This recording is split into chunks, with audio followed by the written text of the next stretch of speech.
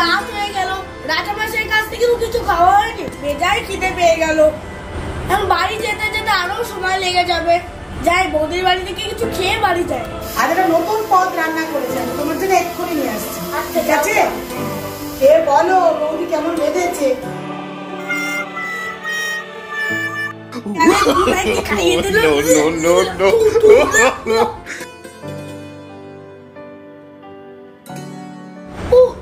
অনেক রাত হয়ে গেল, রাজামশাইয়ের কাছ থেকে কিছু খাওয়া হয়নি, বেজায় খিদে পেয়ে গেল। এখন বাড়ি যেতে যেতে আরো সময় লেগে যাবে। যাই বৌদির বাড়ি থেকে কিছু খেয়ে বাড়ি যাই। বৌদি, ও বৌদি, বৌদি, ও বৌদি, দাঁড়াও, বৌদি তাড়াতাড়ি এসো, কথা আছে। ও বৌদি, আমি গোপাল গো। ঠাকুর পূজা হঠাৎ আমি একটু বাগানে গেছিলাম ফুল তুলতে, সন্ধ্যা আরতি দেবো বলে। তা কি ব্যাপার আর সন্ধ্যে সন্ধ্যে বৌদির বাড়ি এলে যে? বলো বৌদি, আজ না খুব খিদে পেয়েছে, একটু চলো না, একটু খেতে দেবে।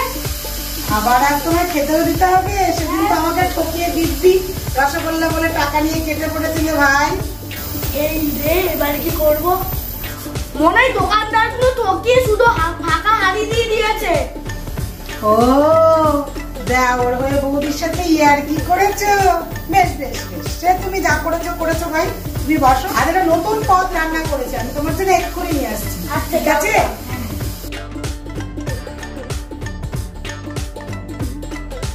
একটু ডাল তরকা করেছি আর রুটি। ঠাকুরপোর আশা করি ভালোই লাগবে। ভাই হ্যাঁ, এই নাও একটু ডাল তরকা আর রুটি খাও। কে বলো বৌদি কেমন বেঁধেছে? আমি একটু জল নিয়ে আসি, কেমন? বৌদির মধ্যে থেকে এরকম গন্ধ আসছে কেন? আরে না, এ পদ তুমি কোনো কালে খাওনি, একবার খেয়েই দেখো না। আমি জল নিয়ে আসি। আচ্ছা,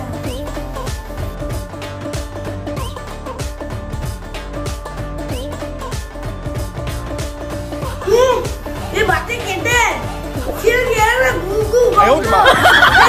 বৌদি বলে আমাকে গু খাইয়ে দিল, আমি খাবো এই পালায়।